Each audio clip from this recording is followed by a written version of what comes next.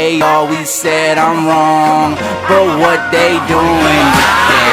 I think they want me gone, but I ain't going away. They told me I was wrong, but look at my ass today. Da da da da da da da da da da da.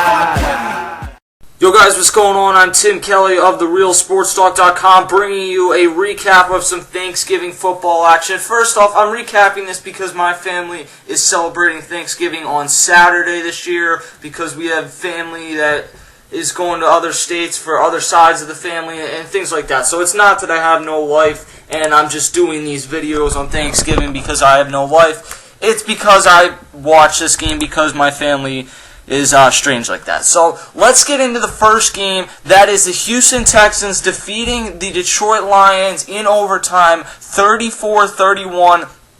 The Texans improved to 10-1. They're now 5-0 on the road. The Lions pretty much ended their playoff hopes today, unless they went out and have a lot of teams just really struggle that are in the NFC playoff picture. They lose.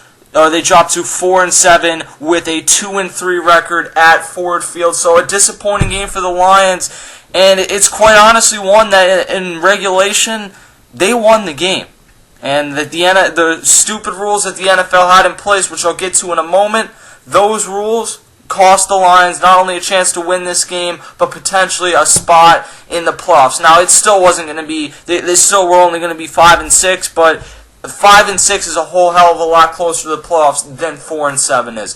Let's go through some of the scoring. Michael LaShore in the first quarter had the only touchdown with 9 minutes and 58 seconds left. He ran a 2-yard touchdown. Then in the second quarter, Arian Foster, who had a tremendous game, he runs in a 6-yard touchdown to make it 7-7. That was with just under 11 minutes left in the game. With about 6 minutes left in the game, in the second quarter, I should say. With about 6 minutes in the second quarter left, Mike Thomas of the Detroit Lions caught a 5-yard touchdown pass from Matt Stafford. That put the Lions up 14-7. With 2 minutes and 11 seconds left, though, Owen Daniels catches a 9-yard touchdown toss to tie the game at 14. And then right before halftime, just under the 2-minute warning, Calvin Megatron Johnson makes a 22-yard touchdown catch from Matt Stafford, catches a touchdown. It is a 21-14 game headed into the half. In the third quarter, the Lions go up by 10, 24-14 on a Jason Hanson 46-yard field goal. And it's kind of amazing he hit that 46-yarder considering what happened later on in this game. The play that really turned the tide in this game happened with about 6.5 minutes left. Justin Forsett goes for a run for the Houston Texans, down 24-14. It appears he's knocked down, there is no whistle, and he gets back up, goes and runs it in for a touchdown. I have no complaints. That is a tremendous play by Justin Forsett. What I have a complaint about, however, is that the fact that the refs, if you go back and you watch the replay, and the refs are close enough to this play that they probably should have seen it, Forsett's knee was down, so the play should have been dead from there. What is supposed to happen is it's a scoring play and it's automatically reviewed, which is a newer rule. I believe it's either this year or last year that they instituted that if there is a score, the play automatically goes up to the review booth. You are not allowed to challenge it. Instead, Jim Schwartz, head coach of the Lions, who was unaware of this rule or forgot about it at that time, he throws the challenge flag. The refs say you're not allowed to do that, and because of that, the booth isn't even allowed to review the play. So a play that would have turned the tide on this game and potentially the Lions' season is negated. The Texans get within 3, and before the end of the third quarter, Shane Graham hits a 45-yard field goal to tie the game at 24. In the fourth quarter, Bell had a tremendous game for the Lions today. He runs in a 23-yard touchdown to give the Lions a 31-24 lead with about, this was at the beginning, so about 13 minutes left in the fourth quarter. Close to the end, just under the 2-minute warning, the first play after the 2-minute warning, Arian Foster runs in a 1-yard touchdown. For the second straight week, the Houston Texans are able to send the game into overtime. In overtime, Shane Graham misses a field goal at first. Then Jason Hanson has a field goal that First off, the Shane Graham one just missed. It was very close to just being over the left upright. Instead, he misses that. Jason Hanson, the Lions had the ball first, thrown the interception. The Texans got into field goal range. Graham missed the field goal. The Lions get it back. They're back into field goal position after a solid catch by Tony Scheffler. The Lions are in a position to win this game. Jason Hanson sent out for the field goal.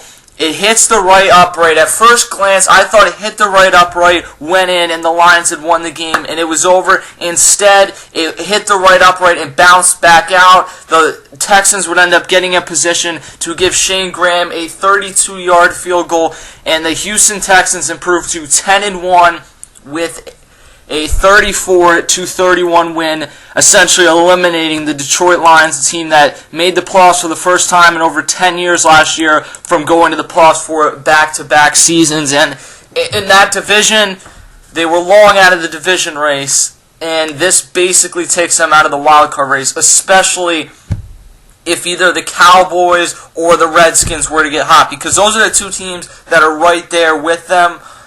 And those teams really just need to lose out at this point. If either of them get hot, and obviously they're playing each other right now, if either of them get hot, then the Lions are toast, and they pretty much are at this point anyway. I think the Justin Forsett play, that rule needs to be changed. The coach was not aware of the rule. It's in a game situation. You can be told something and told of a rule and be aware of a rule, but when you're in that situation where you know you have a limited amount of time, in most cases, to throw a challenge flag, then that isn't what comes up to your mind. You're just thinking, this is a play that could turn the tide on this game. We need to challenge it. Jim Schwartz, I really cannot blame him for this. I really can't. The one other play during this game, and of course, Ndamukong Suh makes his second annual dirty Thanksgiving play. Last year he had the stomp. Now, the stomp was dirty, but at the same time, in sports, that's the type of thing that if it happens to you, it's dirty. If someone on another team in any sport, whether it's basketball, soccer, or football, gets up and cleats you or whatever, steps on you, then you're going to be pissed and you're going to want to go after that guy and make a dirty play back, is usually what ends up happening. But at the same time, when the guy, I've been on teams in different sports where people have gotten up and as the ref had their back turned, they've stepped on a guy's stomach, they've stepped on a guy's hand, they'll make a dirty play, and that's just kind of something when you're on someone's team that you turn your blind eye to and you pretend it doesn't happen, because in the end, Ndamukong Suh made some great plays for the Lions today, almost forced an interception from Kyle Vanden Bosch that would have won the Lions the game in overtime. So if you're the Lions, you kind of ignore that. This year, however, you don't ignore what happened, because Ndamukong Suh is falling down. He has his back turned towards Matt Schaub, and he kicks him in his area. We'll just say that for lack of a better term. At first, I thought, there's no way, and I'm watching this with a few of my friends, there is absolutely no way he could have had that perfect aim. It was just, it happened that way. He didn't mean to do it, and if it wasn't Ndamukong Suh, we wouldn't even be having this discussion. I watched it 2 or 3 more times after that, and it became blatant to me that it wasn't just he brushed his foot on that area. He ball tapped him with his foot. You can't do that. It's by the speed of his leg. That's how I knew that this was something Ndamukong Suh meant to do. It's by how quickly his leg strikes there.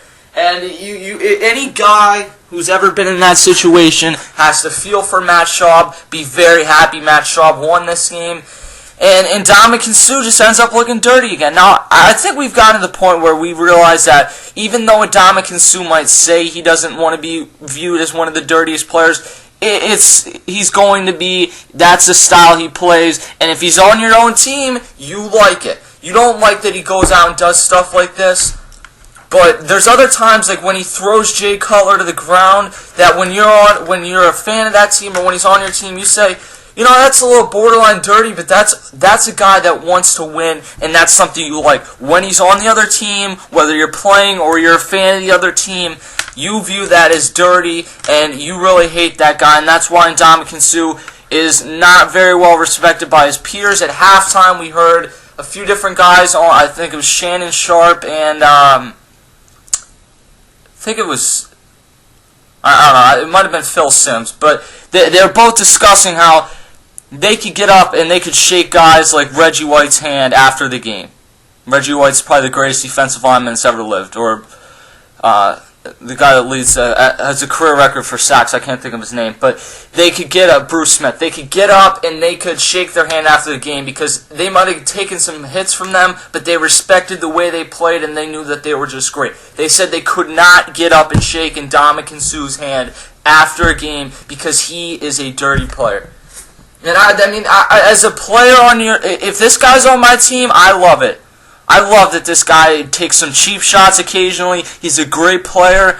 But if he's on that other team, this is a guy that you really hate and that you really want to get back for us. Now, unfortunately, Ndamukong Suh is a huge man, so not everyone's going to... Matt Schaub can't exactly go up to Ndamukong Suh and get payback, but this is a guy that really pisses you off and rubs you the wrong way if he's on the other team.